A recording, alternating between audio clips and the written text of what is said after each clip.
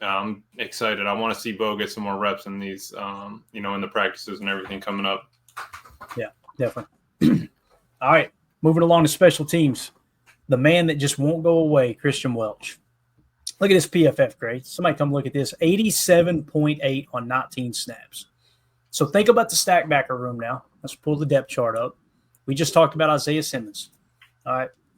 Let's say you break camp with 5. I think that's what we broke camp with last year. Quay Walker, Edgerrin Cooper, Isaiah McDuffie. Those 3 are locks.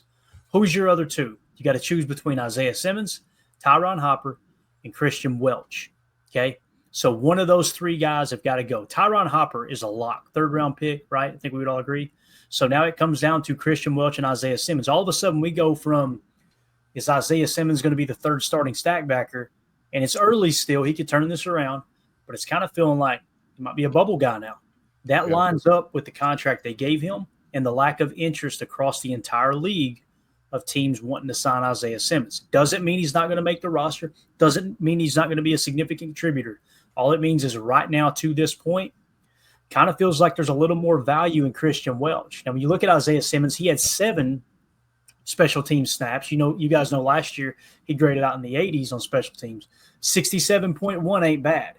But boy, oh boy, Christian Welch is making the most of his opportunities again. However, the question becomes, if we choose Isaiah Simmons over Christian Welch thinking we're going to get him on the practice squad, Tim, that didn't work last year, did it? No. Somebody else coached him. That's right. And, the same could be true for Christian Welch, though, too. He's a guy that will get picked up and be in another uniform pretty quickly.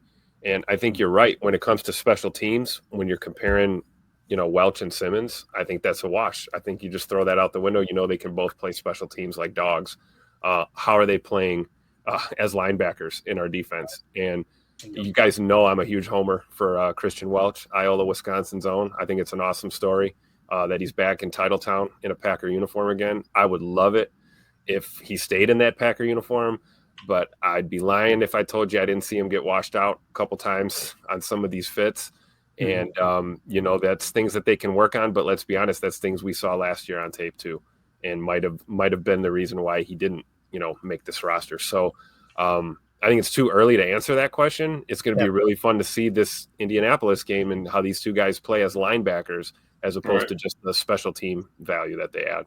Yeah, and Emilio, when you look at the grades here, Christian Welch obviously graded way higher than Isaiah Simmons in special teams. He also graded significantly higher playing stack backer, 63.2 with 30 reps, or 30 snaps, I should say. Isaiah Simmons, 39 snaps, 29.4.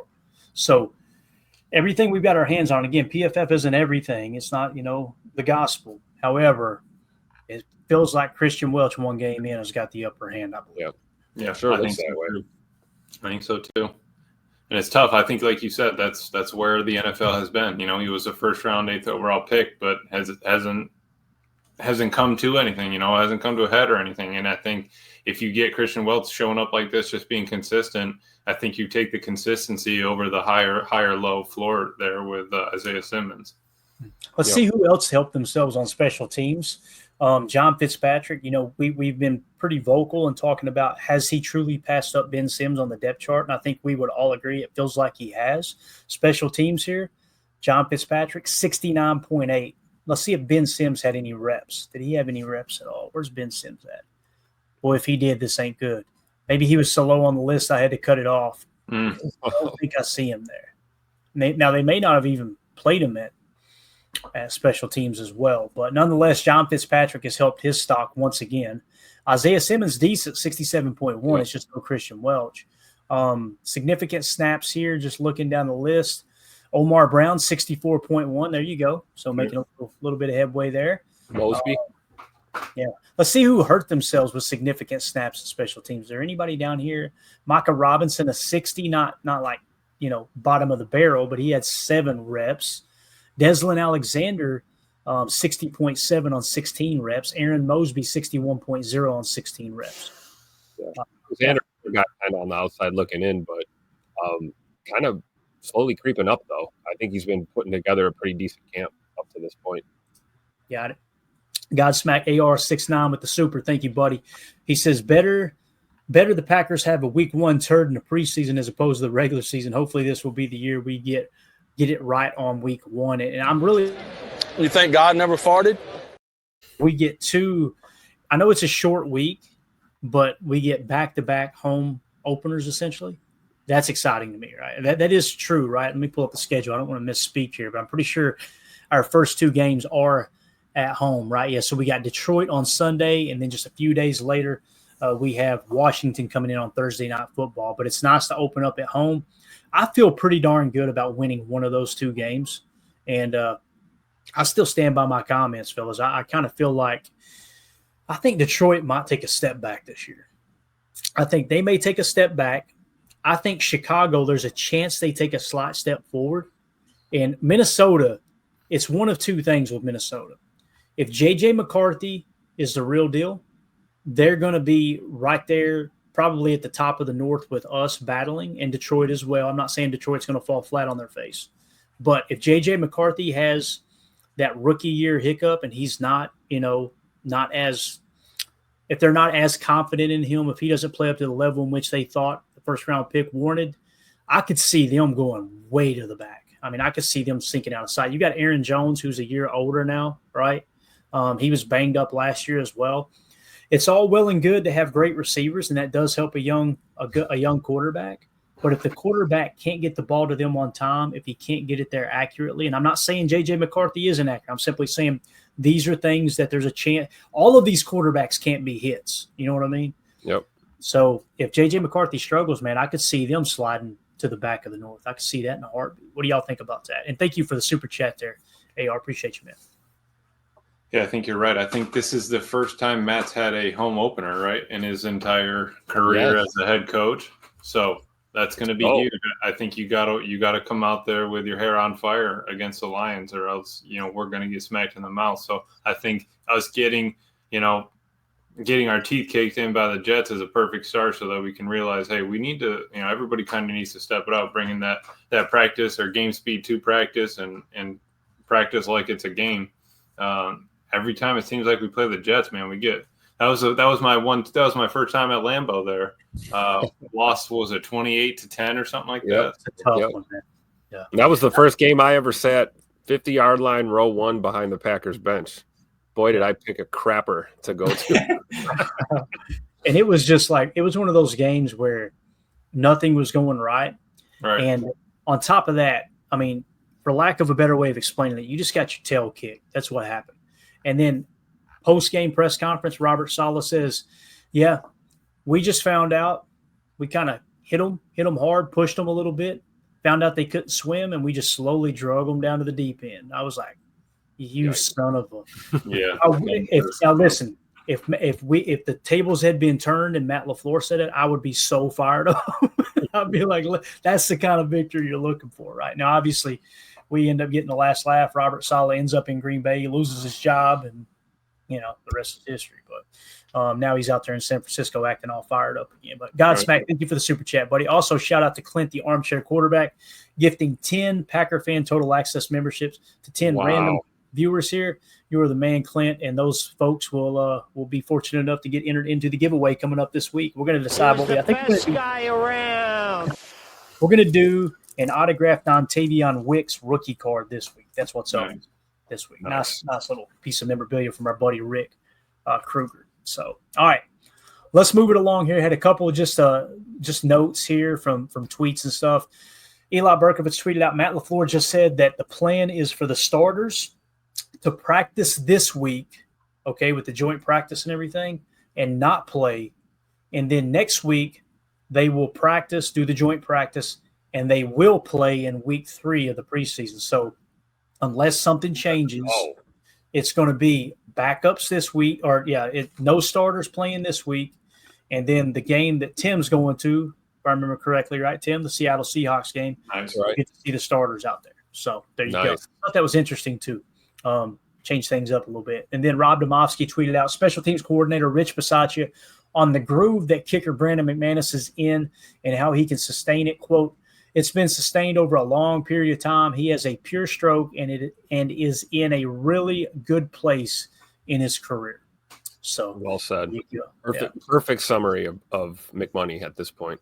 Yeah. And then Paul Brettel tweeted out a quote from Bisaccia, quote, I'm hoping he was trying to make too big of a play too early. Bisaccia said on Hardman's fumble on the punt return. I'm expecting him to respond the right way. So, Emilio, he's got to clean that up quick because that's another guy, much like Isaiah Simmons. We bring him in. He's had a hell of a camp up to this point, making catch after catch after catch. You drop the out pass for a first down, and then you muff the punt. Somebody said they muffed 2 punts. Did I go to the restroom or something on the second? I said that I thought that both of his reps looked kind of questionable. You know, he had that one inside the 5 that he just caught and ended up taking a massive shot that he didn't have to take. You can let that one fall and hopefully, you know, run away from it. And then obviously the muffed one was kind of a disaster too. But I think you know, Coach Bisaccia is absolutely right. If you don't think Mecole Hardman's going to have a better showing next week, I think you're sorely mistaken. I fully expect an improvement from Hardman immediately. Got it. Yeah, and that's where Rich was kind of like, hey, one or the other. I either need you to play it off the first bounce, or I need you to kind of, you know, hot potato, get away from it, or fair catch it, and, you know, don't let your heels leave the 10-yard line, kind of thing. But I think that's kind of where Matt was most frustrated. Was, hey, that's something that we've practiced. You know, you've seen a hot potato one. We've seen that kind of come across, and it's just he wants that decision to be made faster, you know, from the punt returner. That's kind of where I think he was. Got it. All right. You guys want a good laugh real quick? Y'all want to laugh at the Cowboys for a second? Yeah. Always, right? It's always a good day to laugh at the Cowboys. You guys see this clip by chance? Oh, did you, Emilio? I saw this one. Tim, have you seen it, Tim? Yeah, I saw this one. Hilarious. Okay. So everybody watching here, check this out. So you got CeeDee Lamb. Notice in the background, they're taking a shot play, right? CeeDee sees it's wide open. His guy's got 2 steps, so he's just going, I'm going to turn my back. This is a tutter, boys. It's a 6, right? Well, first of all, if you pay attention to the player in the background, the ball gets underthrown. I don't know what the outcome of the play, if it was an interception, pass breakup, or an actual catch. But he just thought, oh, my boy's going to put this right in the bucket. This is a tutter. Look at poor CeeDee Lamb. Let's go, baby. That's 6. Is that not absolutely awesome? Watch the hat. The hat stays in the same exact spot, but CeeDee does not. That is crazy. It looks like Emilio Glover there, doesn't it? Yeah. Well, hey, come on now. I don't want to play it too much. We're going to loop it one more time, but this just cracked me the hell up. Come on now. This is 6. Nope. And look at the ball getting underthrown back here. Oh, man. So, anyway, there you go. We'll get it off. How about them Cowboys? Yeah, always. Mid-season form already. All right, we got one question here in the Patreon group. If you guys want to join our Patreon community, it's the best way to support the show. Just go to patreon.com/Packer Fan Total Access. Miss Jennifer, actually, let's go up. We had a couple here from earlier in the week. Johnny B says, look like the Lions got bit by the injury bug again. Cornerback Ennis Rakestraw out for the year with the shoulder. I think we talked a little bit about that. Obviously, Detroit. I think Detroit will be fine in that regard. I think they got decent depth. I thought they've done a good job putting that roster together. Where I'm concerned with Detroit is obviously losing both your coordinators, man. That's absolutely huge. Emilio, you got Madden yet? You got Madden 26 yet? I did. Yep. Okay. The play sheets, man. When you lose both your coordinators, you lose all those play sheets on Madden 26. You got to. It is what it is. You get those new young coordinators. You got to build them up. They don't have their archetypes. They can't upgrade your players or anything. I mean, can't do anything. You run into a lot of issues there. But yeah, I think. But then you come and look at the Jets, man, and they came out firing, right? You know, I mean, he had them absolutely humming to come and play the Packers. So I just hope that the Lions kind of fall apart. I mean, if the Jets tear it up this year, whatever. But, you know, I hope the Lions kind of fall apart from losing both of their coordinators. Yeah, I like that point you just made about the way the Jets team was prepared for this game. And you notice they were extremely aggressive early. We saw the chippiness with Zach Tom getting into a little bit of fisticuffs out there on the field. Mm-hmm. And then, we saw 2 late hits in a row out of bounds, dirty ass football, basically. And I think what the Jets were trying to do was get in our heads and rattle us early. And it looked like it kind of worked there pretty much in that first quarter, at least. And I think that's another part of the game that, that's a test when you get under the lights, and you got to, we've been talking about protecting 1265 for the last 2.5 years. I'm sick and tired of seeing teams come into Lambeau Field and make us look bad. And so I think maybe a lot of these guys had that on their minds, trying to do a little too much too soon, and then just got their cages rattled. So it's a character test, I think, as you're dealing with a young team that's growing, Right. Jennifer Wright with the question here and the questions for the show tab over on our Patreon group. I know this is probably untimely seeing that Jordy was at training camp earlier, but with all of Watson's injury updates, talking about Christian Watson, do you think he gave Christian any insight? I know that his ACL was over 10 years ago, and there's so many surgical advancements. Just curious on thoughts. I don't think that Jordy gave him any pointers on staying healthy or maybe with the rehab, Jen. But what I hope he did do is give him some pointers on how to play the receiver position, because Jordy was one of the smartest receivers to come through Green Bay. Now, don't get me wrong. He was, I think he held a bunch of Kansas State records in track and stuff like that. So as who was it that Ike Taylor referred to him as white chocolate? He said that's what the boys called him because he was so fast. But Jordy and the big superpower with Jordy too was the timing with Aaron Rodgers. So I would try to take a little of that away from Jordy.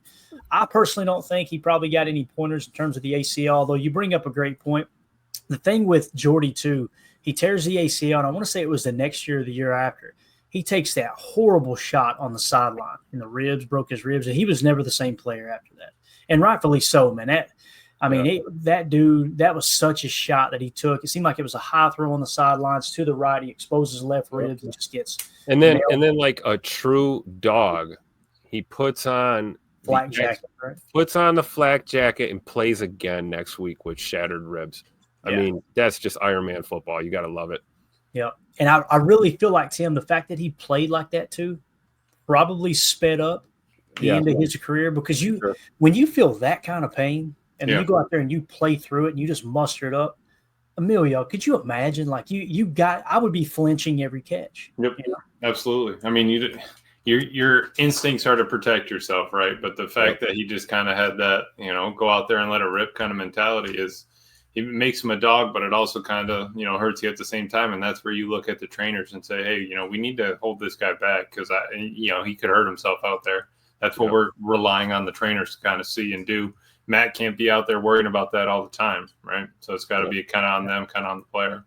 And that those defenders are going to be looking to get that shot in too, right? It's no secret. Everyone knows you're playing with a flak jacket on. I'm sure the boys are trying to gun for the ribs. Yep. Definitely. All right. So thanks for those questions. Yep, Jen, I mean, they could have spoken about that, but honestly, I think Jordy just had the kids up there running around, getting them around the facility. And I would love to see Jordy that's a guy I wouldn't mind to see on the board someday, kind of like how our boy Leroy Butler is now. You want great former football players who understand how you can do things better as an organization from the player standpoint. I think you want that on the board, as opposed to, and don't get me wrong, there's some local business owners, there's some very, very, very important people on that board, but I want former Packer players that understand the team chemistry aspect. I think that got lost for so long in the 70s and 80s, and that's one thing that Bob Harlan did a great job of, is bringing that back into the building and getting former players a little more involved. So I would like to see Jordy contribute in that regard, but he may have gave Christian some insight. So I like your point to that, right? Maybe a little conversation with him and Jay Money or something, a little conversation about building that timing and that chemistry with your quarterback. Because I mean, I don't know. Nobody did it better than Jordy and AR-12, I don't think, other than maybe Jordy and Tay, right? Right. I mean, Aaron and Tay maybe. So that's a great that would be a great breakdown, is to go, okay, which one, if you had to choose one of those two combinations, who would it be? Would you rather have Aaron and Jordy or Aaron and Tay? I'm probably going, man, that is tough. It is. That's so tough, because I want to say, well, you won a ring with Jordy, but Jordy was the number 3 receiver on that roster that year when they won the Super Bowl. Now, don't get me wrong, he caught a touchdown pass in the Super Bowl, but Tay was always that number 1 guy. Bowl, right? I think I would lean more into how the Packers offense operated when Jordy was there, more so than, Jordy over Tay, because when Tay was here, it was an isolation game. It was RPO, let Tay do his thing, and then once they took him away, the game plan was wrecked to the point where by the time you made the proper adjustments in the important games down the stretch, wasn't much you could do. That's how you end up at the NFC Championship, throwing an interception, trying to force it into double coverage to Tay, so. But, Yep. All right, that's it. You guys got anything else y'all want to hit before we get out of here? No, a lot of learning. I'm happy that Hafley said he's ready to go through the tape with everybody coming back. You get the weekend off, shake it off. Saturday game. Let's get out there and let's learn from something moving forward this week. Definitely. All right. Well, we'll be back tomorrow night, guys, 6:30 p.m. Central Time. Any news that breaks, any injury updates, you get the guys back in the building, get the treatment and all that. Maybe we get some news come out on just how healthy or unhealthy some of these guys are. I don't know. Is there a practice at all tomorrow, Tim? I know there's not one open to the public, right? You see that game on Saturday? There's a practice tomorrow. I'm willing to bet there's a practice. It's probably just closed. Yeah, I think the only open one is Tuesday. Because typically, you play on Sunday, Monday's treatment day, right? And then you get back to work on Tuesday. But the fact that they played on Saturday, they probably still came in, got their treatment. Tomorrow they're back on the practice. But I think I agree with you there. So, yep. All right. But we'll get back in there tomorrow and give everybody an update as we go through. And we'll also break down the Jordan Morgan chalk talk tomorrow. I'll show you guys why I got excited about what we seen on tape. With him at the left tackle position in that first preseason game, even though it was a butt kick. Telling you gotta focus in the preseason. You gotta focus on these one-on-one matchups and seeing the limitations of these players and exactly what they do well and what they do not so well. So, I want to give a special shout out to Godsmack AR69 for the super chat. Thank you so much, buddy. Appreciate you. And Clint, the armchair quarterback, being very kind, gifting 10 Packer Fan Total Access memberships here. So, appreciate you guys so much, Tim. Emilio, thank you guys. We'll see you tomorrow, 6:30 p.m. Central Time for PTA Live. As always, let's go out and be the change we want to see in the world and go Pack. There we go. We're out. Bye, guys.